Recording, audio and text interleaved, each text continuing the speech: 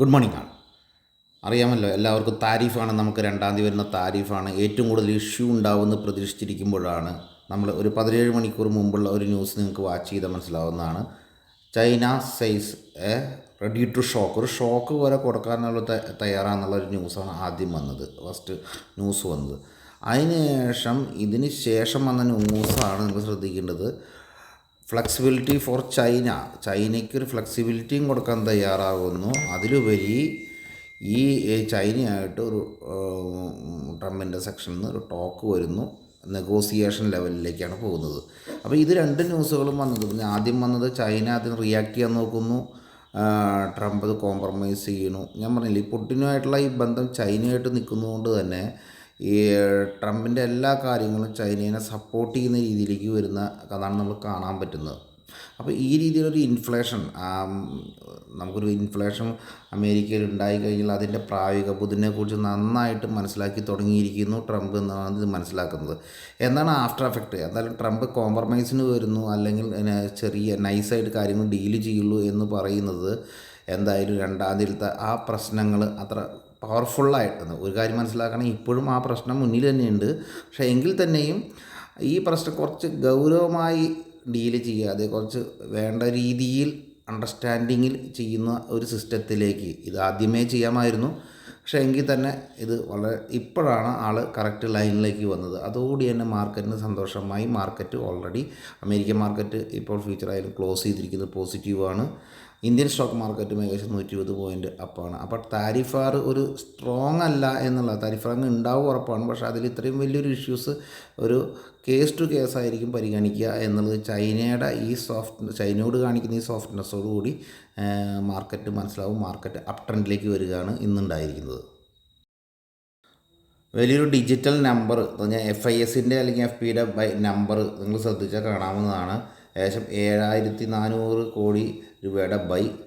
അതേസമയം DIS ഏകദേശം 3000 കോടിയുടെ സെല്ലാണ്. എങ്കിൽ തന്നെ ഈ FIS മാർക്കറ്റിൽ ബൈയിങ്ങിൽ വന്നു എന്നുള്ളതാണ് ഈ പോസിറ്റീവ് ന്യൂസായിട്ട് കാണുന്നത്. ഇത് മാർക്കറ്റിന് പോസിറ്റീവാണ്. ഈ 7470 കോടി രൂപയുടെ ബൈ മാർക്കറ്റിൽ FISൻ്റെ വന്നു എന്നുള്ളത് പോസിറ്റീവായി. ട്രംപിൻ്റെ, ഞാൻ ഇത്തിരി അടുത്ത് പറഞ്ഞ പോലെ ട്രംപിൻ്റെ ഒരു എല്ലാം ഒരു കോംപ്രമൈസ് ലെവലിലുള്ള മൂവ്മെൻറ്റുകളും എനിക്ക് തോന്നുന്നു മാർക്കറ്റിനെ ട്രെൻഡ് പോസിറ്റീവ് ആക്കുന്നുണ്ട്. ഒരു അൺസർട്ടനിറ്റി എവിടെയെങ്കിലും ഉണ്ടോ അവിടെയൊക്കെ ഗോൾഡ് പ്രൈസ് കയറുന്നതിന് കാരണമാകാറുണ്ട്. ഇപ്പോഴത്തെ ലെവലിൽ അൺസർട്ടനിറ്റി കുറയുകയാണ് ചെയ്യുകയെങ്കിൽ ഗോൾഡിൻ്റെ പ്രൈസ് താഴെ പോകാനുള്ള സാധ്യതയുണ്ട്. ബേസിക്കലി ഞാൻ വളരെ ഒരു മാസം മുമ്പേ ഗോൾഡ് ബൈ പറഞ്ഞിരുന്നു. എന്നാൽ ഇപ്പോൾ ഞാൻ പറയുന്നു ഗോൾഡ് ഒരു സൈഡ് വൈസ് മൂവ്മെൻറ്റിലേക്ക് മാറുകയാണ്. അതിനുശേഷം ചിലപ്പോൾ ഡിക്ലൈൻ ചെയ്യാൻ സാധ്യതയുണ്ട്. അപ്പോൾ ഇതൊക്കെ ഒരു ഐഡിയയാണ്, വ്യക്തിപരമായിട്ട് ഐഡിയയാണ്. ലോങ് ടൈമിൽ ഗോൾഡ് പെർഫോം ചെയ്യുമെങ്കിലും ഒരുപാട് പെർഫോം ചെയ്തുകൊണ്ട് കറക്ഷന് ചാൻസസ് ഉണ്ട്. അപ്പോൾ ഗോൾഡ് ചെയ്യുന്നവരെ സംബന്ധിച്ച് അവരാലോചിക്കേണ്ടതാണ് ഒരു പ്രോഫിറ്റ് ബുക്കിൻ്റെ സമയമായോ എന്ന്. അടുത്തത് ADR ആണ്. ADR എടുത്ത് നോക്കുമ്പോൾ ഇൻഫോസിൻ്റെ ADR നിങ്ങൾ ശ്രദ്ധിക്കുക. ഇൻഫോസിൻ്റെ ADR 1.5% അപ്പ്. വിബ്രോൻ്റെ ADR ഏകദേശം 1% up. ICICI ADR 2% up. HDFC ADR 1.5% up.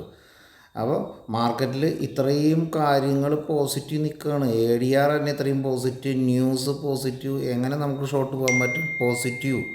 Positive തന്നെ മാർക്കറ്റ് മുന്നോട്ട് പോകാനുള്ള സാധ്യത കൂടുതൽ. കാരണം ADRൻ്റെ ഈ എഫക്റ്റ് തന്നെ മാർക്കറ്റിന് IT സെക്ടറിൽ ഒരു പോസിറ്റീവ് ട്രെൻഡ് ഉണ്ടാക്കുന്നുണ്ടെന്നുള്ള കാര്യം ശ്രദ്ധിക്കേണ്ടതാണ്. ന്യൂസ് ബേസിൽ വാച്ച് ചെയ്യാവുന്ന കൗണ്ടറായിരിക്കും പവർമെക്ക്. ഏകദേശം BHEയിൽ നിന്ന് വലിയൊരു ഓർഡറാണ് കിട്ടിയിരിക്കുന്നത്. 1 ഇയറിനുള്ളിൽ തീർക്കേണ്ട ഓർഡറുകളാണ്. അപ്പോൾ പവർമെക്ക് എന്നിട്ട് കൗണ്ടറിനെ കുറിച്ച് ന്യൂസാണ് ഞാൻ കാണിക്കുന്നത്, ശ്രദ്ധിക്കാം. വാച്ചിങ് കൗണ്ടറായിരിക്കും ഒലയുടെ പുതിയ സ്കൂട്ടർ ഇന്ന് ലോഞ്ച് ചെയ്യാൻ പോവുകയാണ്. അതുമായിട്ട് ബന്ധപ്പെട്ട് വലിയൊരു മൂവ്മെൻറ്റ്സ് എനിക്ക് തോന്നുന്നു ഉണ്ടാവാൻ സാധ്യതയുണ്ട്. ലോഞ്ചിങ് ടൈമായിട്ട് ബന്ധപ്പെട്ട ആ വണ്ടിയുടെ സ്പെസിഫിക്കേഷനായിട്ട് ബന്ധപ്പെട്ട് നല്ലൊരു മൂവ്മെൻറ്റ്സ് എനിക്ക് തോന്നുന്നു ഓല സെക്ടറിൽ പുതിയ സ്കൂട്ടറിന് ഉണ്ടാവാൻ സാധ്യതയുണ്ട്. DLF ആണ്. DLFിൻ്റെ വളരെയധികം വലിയ ഓർഡേഴ്സുകൾ, പുതിയ ബിൽഡിംഗ് ഓർഡേഴ്സുകളിലേക്കാണ് മുന്നോട്ട് പോകുന്നത്. എനിക്ക് തോന്നും നമുക്ക് ലോങ് ടൈമിൽ ഇപ്പോൾ ഇത്രയധികം ബിൽഡിങ്ങുകൾ വർക്ക് സ്റ്റാർട്ട് ചെയ്യുന്നതുകൊണ്ട് തന്നെ ഇവരുടെ പ്രോഫിറ്റ് അപ്പാവാൻ സാധ്യത വളരെ കൂടുതലാണ്. അപ്പോൾ എനിക്ക് തോന്നുന്നു DLF ലോങ് ടൈം ഇൻവെസ്റ്റ്മെൻറ്റ് എന്നുള്ള നിലപാടിൽ ഹോൾഡ് ചെയ്യാവുന്ന കൗണ്ടറായിട്ട് മാറുകയാണ്. ന്യൂസുകൾ നിങ്ങൾ നോക്കിയാൽ കാണാം. ഗോവയിലായിക്കോട്ടെ, ഡൽഹിയിലൊക്കെ വളരെ വലിയ വലിയ പ്രൊജക്റ്റുകളാണ് വരാൻ പോകുന്നത്. TLF ഇന്ന് തന്നെ ഈ ന്യൂസിൻ്റെ എഫക്റ്റും മാർക്കറ്റിലുണ്ടാകും. അത് NTPC ആണ്, ലോങ് ടൈം ഇൻവെസ്റ്റ്മെൻറ്റ്. NTPC ശ്രദ്ധിക്കേണ്ട കൗണ്ടറാണ്. ബേസിക്കലി നിങ്ങൾക്ക് അറിയാം, പവറിൻ്റെ ആവശ്യകത വേൾഡിൽ മുഴുവൻ കൂടി വരുന്ന കാലങ്ങളിൽ നമുക്ക് ഈ ഒരു ന്യൂസ് NTPC പോലത്തെ ഷെയർസുകളിൽ കോൺസെൻട്രേറ്റ് ചെയ്യുന്നത് നല്ലതായിരിക്കും. ഗിഫ്റ്റ് നിഫ്റ്റിയാണ്. ഗിഫ്റ്റ് നിഫ്റ്റി ഏകദേശം 50 പോയിൻറ്റ് ഗിഫ്റ്റ് നിഫ്റ്റി അപ് ട്രെൻഡാണ് കാണിക്കുന്നത്. 50 പോയിൻറ്റ് ഗിഫ്റ്റ് നിഫ്റ്റി അപ്പാണ്. വിഷയം ചെറിയൊരു ഇതിൽ എഫക്റ്റീവായിട്ട് നെഗറ്റീവ്സ് എന്ന് പറയുന്നത്, നമ്മളെ അമേരിക്കൻ മാർക്കറ്റ് ഡെവലപ്പ് അമേരിക്കൻ യൂറോപ്പിൽ അല്ലെങ്കിൽ അമേരിക്കൻ ഡോളർ ഇൻഡെക്സ് അപ്പാവുകയാണെങ്കിൽ സ്വാഭാവികമായിട്ടും നമ്മളുടെ ഇന്ത്യൻ റുപ്പി ഒരു ഡൗൺ ഗ്രേഡ് ചെയ്യും. അപ്പോൾ ഇത് രണ്ടും തമ്മിലൊരു ക്രാഷും മാർക്കറ്റിൽ ഉണ്ടാകാനുള്ള സാധ്യതയുണ്ട്. അത് ചിലപ്പോൾ വരും ഒരു 2 ഡേയ്സിന് ശേഷം അത് കുറച്ച് ക്രൂഷ്യലായിട്ട് വരാൻ സാധ്യതയുണ്ട്.